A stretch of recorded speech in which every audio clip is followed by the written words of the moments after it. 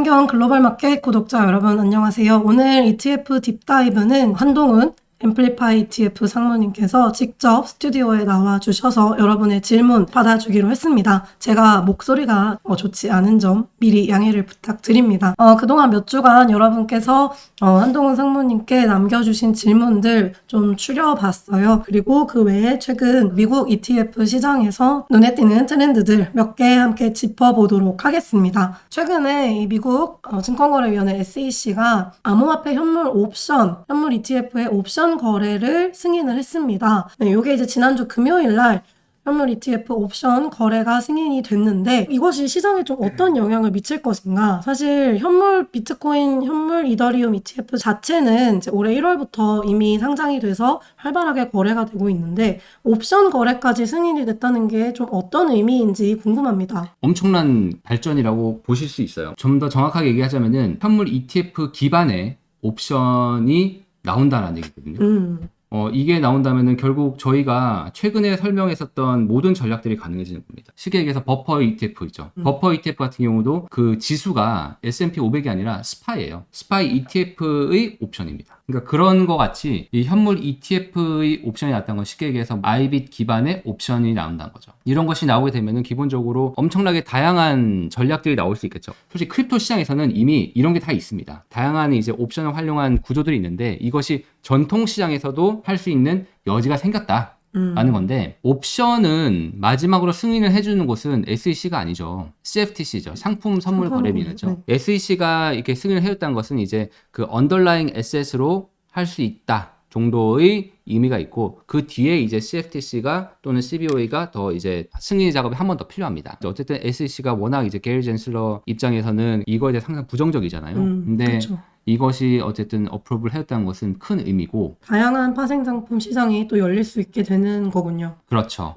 그래서 이제 실제로 될지 모르겠습니다만 이 옵션이 있으면 저희가 레버리지 상품도 가능할 것이고 인버스도 될 것이고 말씀드렸던 버퍼 구조, 커버드 콜 구조 이러한 다양한 것들도 나올 수가 있고요. 그리고 실제로 이게 나오게 되면은 IBC나 이런 스팟 비트코인 ETF 같은 경우도 옵션을 사용해가지고 조금 더 이제 시장을 잘 쫓아갈 수 있는 해칭을 하면서 갈 수 있는 뭐 그런 구조도 생기겠죠. 그리고 이제 아이빗을 거래하는 상대방 입장에서 이제 마켓 메이커 입장에서는 호가를 대주고 이제 포지셔닝을 해줘야 되는데 항상 매수 주문을 내면은 호가를 내는 증권사 입장에서는 포지셔닝이 항상 이제 매수 주문이 나가면 매도 주문이 나와서 스퀘어를 맞춰줘야 돼. 그래야지 포지션이 위험이 없죠. 근데 이제 지금까지는 이거를 이제 매수 주문이 나가면 매도를 하거나 반대 매매를 할 때 보통 이제 선물 기반의 옵션이 있는데 이 선물 자체가 현물과의 괴리가 좀 있죠. 정확하게 이제 이 스퀘어가 되지 않았는데 이게 나옴으로써 정확하게 해지가 더 가능해졌다. 사실 지금은 비트코인 레버리지도 이제 코인베이스나 뭐 마이크로 스트래티지 같은 이제 사실상 프록시들을 통해서 우리가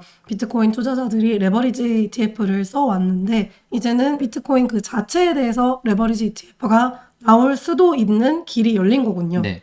실제로 비트코인 레버리지도 있죠. 2배짜리도 있는데 얘도 기반이 비트코인 선물입니다. 비토라고 있죠. 비토의 성과와 아이비트의 성과를 비교를 해보면은 괴리가 어마어마하게 벌어져요. 네, 연초이후로 거의 뭐 50% 가까이 벌어집니다. 이 이유가 왜냐면은 비트코인 선물을 이제 롤오버를 매월 하는 거죠. 롤오버를 하니까 결국은 그 롤오버 비용이 많이 듭니다. 수익률을 깎아먹는 상황이 되는데 네. 현물 ETF를 기반으로 옵션을 거래를 하게 되면은 확실히 수익률이 지금보다 좀 더 높게 추구를 할 수 있게 되겠네요. 높게라기보다도 스팟 비트코인 가격을 정확하게 팔로우를 할 수 있겠죠. 네. 암호화폐에 대해서도 ETF 옵션이 좀 다양해지면서 암호화폐를 직접 보유를 하는 투자랑 ETF를 통해서 투자하는 거랑 사실 어떤 게 더 나을까? 정답이 있겠습니까마는 어떤 게 더 나을지 좀 궁금해지더라고요. 미국에 있는 이제 베터먼트라는 이 로버 어드바이저 서비스를 운용하는 곳이 있죠. 여기서는 본인의 서비스를 이용하는 투자자들은 앞으로 암호화폐를 직접 보유하지 않고 ETF를 통해서만 암호화폐를 투자할 수 있도록 이제 11월부터 규정을 바꾼다고 합니다. 좀 확실히 ETF 제도권을 통해서 암호화폐를 투자를 하려는 수요들이 기관에서는 확실히 늘어나는 것 있죠. 같은데 개인 투자자 입장에서는 뭐가 조금 더 근데 개인 입장에서도 그런 게 있죠. 저희가 많이 봤죠. 뭐 루나 사건이라든지 뭐 FTX 사건이라든지 그렇게 하면은 결국은 그 회사가 망하거나 이렇게 되면 물리잖아요. 마운트 콕스 같은 해킹 사건도 결국은 오버행돼서 지금 이슈가 또 있었죠. 결국은 그 회사도 비트코인 해킹이 아니라 거래소 자체에 대한 해킹이었고 그거에 대한 탈취였다 보니까 이것들에 대해서 보호를 받을 수가 없죠. 기본적으로 이제 ETF 자체는 이제 SEC의 규제를 받는 그런 상품이기도 하고 그렇기 때문에 더욱더 이제 여기에 대해서 투자자들 입장에서는 마음을 놓을 수 있는 그런 상품인 것 같습니다. 그러다 보니까 안정성이라는 측면 그리고 이제 스캠, 거래소 사기, 해킹 이런 것들로부터 조금 더 자유로운 상황인 거죠. 소비자 보호를 위해서는 그쵸. 그래도 ETF 제도권에서 투자하는 것이 조금 나을 수도 있다. 그렇죠. 거기다가 또 ETF가 나오면서 지금까지는 저희가 미국으로 치면 이제 코인베이스 계정 따로, 그 증권사 계정 따로 이렇게 있다고 치면은 두 개를 따로 보면서 막 계산을 하고 제 포트폴리오를 계산을 했겠죠. ETF로 거래가 되면은 기본적으로 그냥 제가 쓰는 증권사에 같이 비트코인 ETF가 들어가는 거니까 한 어카운트에서 포트폴리오를 관리하기가 조금 더 편해진 거죠. 이 편리한 것이 또 상당히 생각보다 큽니다. 또 한 가지는 이제 세금 문제가 있죠. 미국 같은 경우는 지금 이제 과세 신고를 해야 되는 상황이거든요. 비트코인 같은 경우는 증권이 아니기 때문에 복잡해요. 미국은 세금 신고하는 게 한국이랑 다르거든요. 연말정산 간소화 이런 게 없어요. 다 알아서 해야 돼요. 어쨌든 이게 다 다르기 때문에 자료를 업로드하고 막 이렇게 해야 돼요. 되게 힘들어요. 근데 어쨌든 ETF라는 것을 하게 되면 증권성 자산으로 해서 그냥 하나의 폼만 해서 내면 되는 겁니다. 그러니까 세금 신고할 때도 상당히 편한 게 있죠. 사실 한국 투자자들은 이 미국 세금과 뭐 상관이 없겠지만은 기본적으로 이렇게 ETF를 통해서 투자 편의가 높아지면 한국에서 비트코인을 직접 보유해서 투자하시는 분들도 이런 제도권, 기관 자금이 많이 들어와서 동반 수혜를 볼 수 있는 그런 효과도 있지 않을까 생각이 드네요. 그리고 마지막으로 또 하나는 보수도 싸죠. 그러니까 스팟 비트코인 ETF가 처음 나왔을 때 캠페인을 했어요. 공짜로 거래를 하다가 이제 1빌리언 넘는 것들이 생기고 0.2%, 0.25% 정도의 수준으로 만 받고 있습니다. 근데 이제 뭐 코인베이스 같은 경우는 비싸요. 뭐 트랜잭션 피 같은 경우도 이제 200불 이하이면은 2.99불 내고 호가 스프레드도 0.5%를 먹는다고 나와 있어요. 코인베이스 부과한다. 그리고 은행으로 이체할 경우에는 1.49%를 내야 되고 만약에 이제 코인베이스 프로 라고 해서 거래량이 조금 큰 분들, 뭐 10,000불 이상의 거래를 하신 분들 같은 경우는 거래 수수료가 0.5%, 그 이상이면 조금 낮아지긴 하는데 ETF가 일단은 보수 측면에서 조금은 더 저렴한 것이 있는 것 같습니다. 암호화폐를 ETF를 통해서 투자하는 것의 단점은 뭐가 있을까요? 단점은 저희가 명확하죠. 가상화폐 같은 경우는 이제 24시간 주말에도 쭉 이루어진 24/7 이루어지는데 ETF는 이제 딱 그 계장이 열리고 닫히는 시간에만 가능하다. 그렇기 때문에 이제 정확하게 팔로우가 안 된다는 점이 있죠. 최근에 몇 주 동안 보면은 주말에 오르다가 주중에 빠져요. 저번 주에도 주말에 쓱 오르다가 비트코인을 7만 불 돌파하네 마네 막 이러고 쓱 오르다가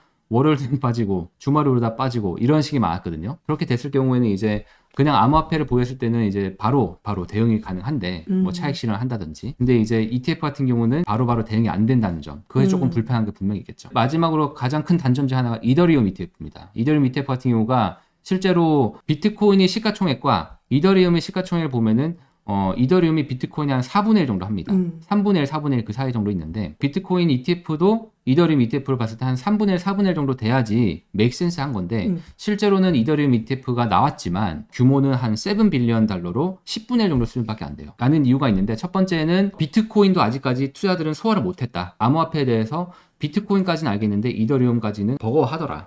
이것이 일단은 가장 큰 이유 중에 하나일 것 같습니다. 향후에 솔라나도 나오고 뭐도 나오겠다 하는데 솔라나가 나올 수는 있겠죠. 근데 실제로 수요 분석을 다시 해야 되지 않을까. 거래가 좀 그만큼 유동성이 안 받쳐줄 수도 있겠네요. 네, 관심이 일반 투자 입장에서는 없을 수 있는 거죠.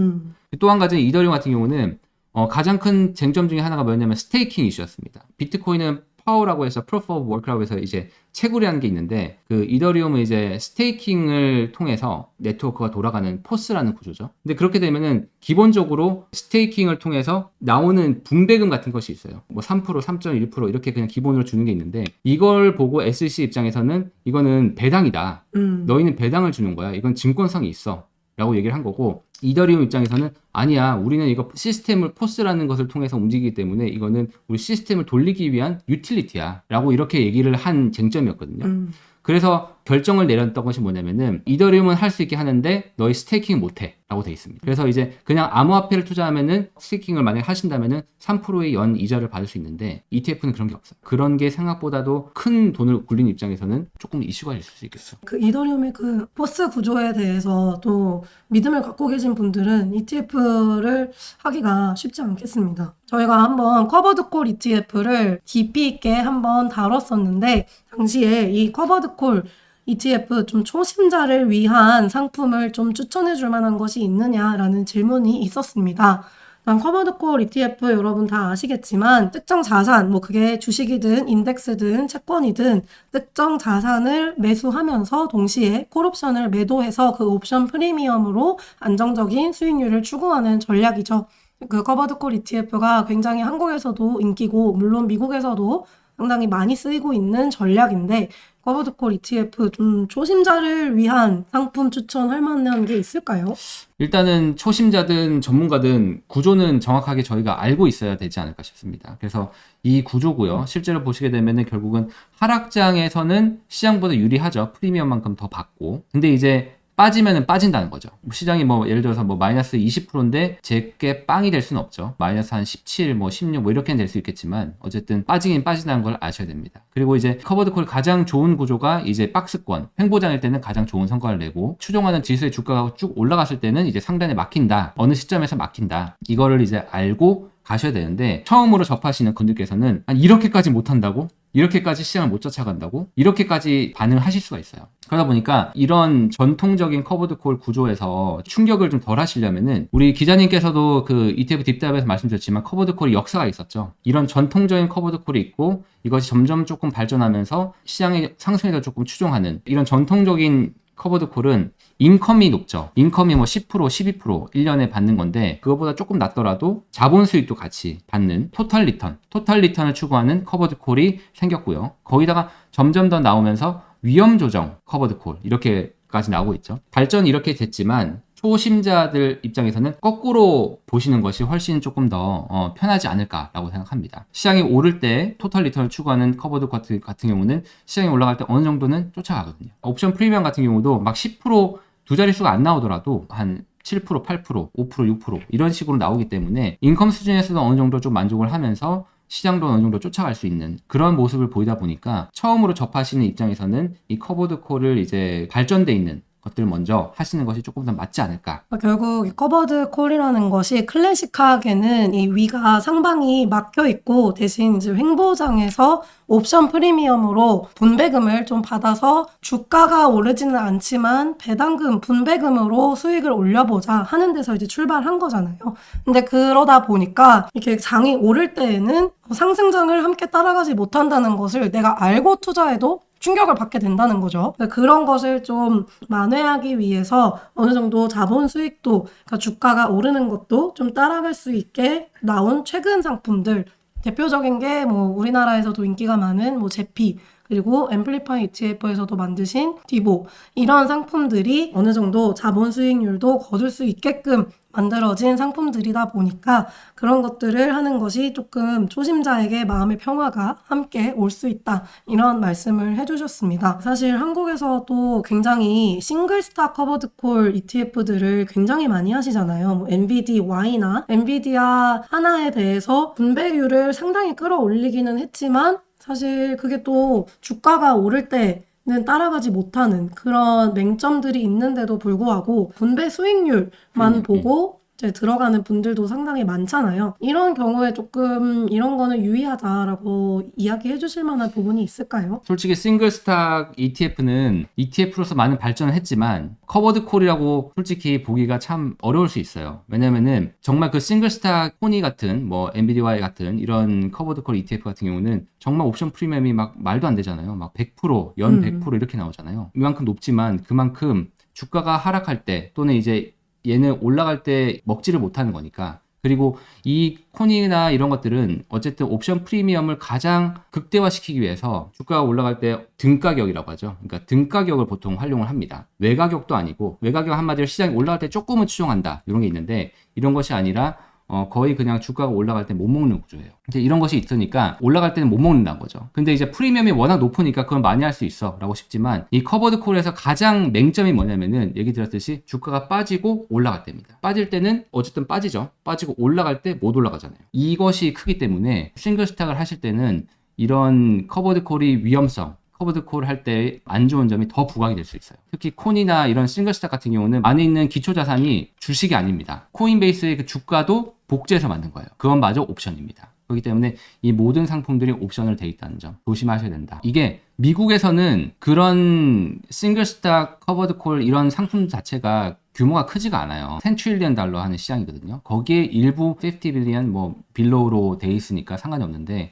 한국은 이 비중이 꽤 높더라고요. 그러니까 저희가 매주 살펴보고 있지만 탑 10 종목 안에 항상 들어가 있기 때문에 조심하실 필요가 있습니다. 네, 그래서 한국에서는 이렇게 이제 코니, NBDY 이런 이 싱글스탁 커버드콜 ETF 굉장히 광풍처럼 인기를 끌고는 있지만 미국에서는 상당히 작은 시장이다. 우리가 좀 주의해서 할 필요가 있다라는 것을 다시 한번 말씀드립니다. 전 세계적으로도 ETF 시장이 빠르게 성장하고 있는데 이렇게 미국 ETF 산업이 활성화될 때 투자할 만한 기업이나 ETF가 있느냐 이거를 궁금해하시는 질문이 있었습니다. 지금 제가 가져온 거는 스테이트 스트리트 글로벌 어드바이저의 통계인데요. 2008년 이후로 ETF 전 세계 시장이 19.8%의 연평균 성장률을 지금 기록하고 있습니다. 9월 말 기준 14조 4,600억 달러의 AUM을 자랑하고 있네요. 올 들어서 자산 성장률이 24%, 좀 점점 더 가파른 성장세를 보이고 있습니다. 보시면 아시겠지만 ETF 시장이 정말 어마어마하게 성장합니다. 그래서 이 ETF가 왜 이렇게 성장을 하느냐 다들 아시겠지만 과거에 우리가 뮤추얼 펀드 시장에서 상당히 많이 이렇게 붐업을 했었는데 그 뮤추얼 펀드 시장이 답답함이 ETF가 다 풀어졌죠. 그러니까 뭐 환매 기간도 없고 그렇죠. 이제 주식처럼 실시간 거래도 가능하고 포트폴리오도 실시간으로 볼 수 있고 이렇게 하다 보니까 상당히 매력적이죠. 거기다가 이제 보수까지 좀 싸기도 하고요. 그러다 보니까 ETF 시장이 계속 크고 있고 그 안에 들어가는 전략들도 보면은 없는 것 빼고는 다 있는 진짜 상태인 것 같습니다. 많이 성장이 되고 있는데 ETF 산업 활성 시에 투자할 만한 기업 또는 ETF가 무엇이 있는가라고 봤을 때 ETF 산업을 그냥 간단하게만 보면은 여기에 참가하는 사람들이 누구냐를 아시면은 조금 더 편할 것 같습니다. 첫 번째는 당연히 앰플리파이 ETF 같은 ETF 이슈어, 그러니까 ETF 운용사가 있겠죠. 그러니까 한국으로 치면은 코덱스, 타이거 이런 식으로 있듯이 ETF 이슈어 같은 경우도 미국의 뭐 블랙락이라든지 뭐 인베스코, 뭐 스테이 스트리트, 뱅가드 이렇게 쭉 있는데 이런 운용사들도 이제 상장이 되어서 거래되는 종목들이 많이 있죠. 블랙락 같은 경우는 티커가 BLK 이런 것이 있고요. 뭐 찰스 슈왑 같은 경우는 SCHW, 뭐 인베스코는 IVG, 스테이 스트리트는 STT, ETF 운용사들도 이렇게 상장이 되어 있습니다. 실제로 최근에 블랙락이 실적 발표를 했는데 ETF에서 들어오는 수익이 엄청나더라고요. 맞습니다. 어마어마합니다. 근데 저희가 좀 아셔야 될 거는 이런 ETF 이슈어들이 ETF만 하는 건 아니고 모든 것을 다 하죠. 그래서 뮤추얼 펀드도 하고 다른 그런 것들도 하기 때문에 ETF에 딱 포커스돼서 돼 있다고 보기는 어렵지만 말씀드렸듯이 블랙락 같은 경우로 보시면은 현재 갖고 있는 대부분의 자산 중에서 상당히 큰 부분이 ETF입니다. 이런 ETF 이슈어들 같은 경우가 저희가 찾아보면은 기업으로 투자하실 수 있을 것 같고요. 또 한 가지 이제 ETF를 할 때 저희가 이거는 S&P 500을 추종합니다. 또는 이거는 무슨 인공지능을 추종합니다. 이런 것들이 있잖아요. 그래서 이런 인덱스를 만드는 회사들이 있습니다. 인덱스 프로바이더라고 하는데 저희도 너무 잘 아는 기업들이죠. MSCI. 예, 항상 문제가 MSCI에 한국이 언제 선진국으로 포함되느냐. 뭐 이런 것도 있어요. 채권은 투입이 됐죠. 그렇죠. 최근에 뭐 FTSE 같은 경우는 이제 포함이 있었죠. 그런 것처럼 이런 인덱스 프로바이더가 상당히 또 중요합니다. MSCI, 뭐 S&P, 뭐 글로벌 이런 회사들이 이제 인덱스 프로바이더. MSCI도 상장이 되어 있군요. 상장되어 있습니다. 네. 이렇게 상장이 되어 있는 회사들이 있고요. ETF 이슈어가 있고 인덱스 프로바이더가 있으니까 ETF는 만들어졌겠죠. 그럼 이제 이거를 이제 상장을 해야 되잖아요. 그렇죠? 상장을 해서 거래가 되려면은 이제 익스체인지가 필요합니다. 뉴욕 스탁 익스체인지도 사기업입니다. 그리고 뭐 나스닥도 사기업이고 CBOE도 다 사기업이에요. 그렇기 때문에 이런 기업들도 다 이제 거래가 되고 있는 리스팅되어 있는 회사입니다. 그래서 뭐 CBOE라든지 나스닥이라든지 NYSE는 이제 모기업이 IC라는 회사거든요. 그래서 이제 이 IC라는 회사로 거래가 되고 있고요. 자, 이렇게 이제 상장까지 했죠. 그러면 이제 거래가 돼야 되는데 거래를 하려면 이제 유동성 공급을 해주는 것이 ETF는 필요합니다. 그러니까 개별 종목 같은 것이 뭐 ETF 같은 경우는 유동성 공급자라고 해서 이제 거래량이 뜸해지면은 호가를 갭이 벌어지지 않게 공급을 해주는 것이 있는데 그것이 바로 이제 유동성 공급자, 뭐 마켓 메이커라고 하죠. 이런 마켓 메이커 같은 경우는 일반적으로 저희가 알고 있는 브로커리지 펌이라든지 아니면은 투자은행들도 다 이런 업무를 하고 있습니다. 그래서 뭐 큰 회사들이 보면 이제 뭐 시타델, 뭐 버추, 제인 스트리트, 뭐 SIG, 플로우 트레이딩, 뭐 GTC 이런 회사들이 있고요.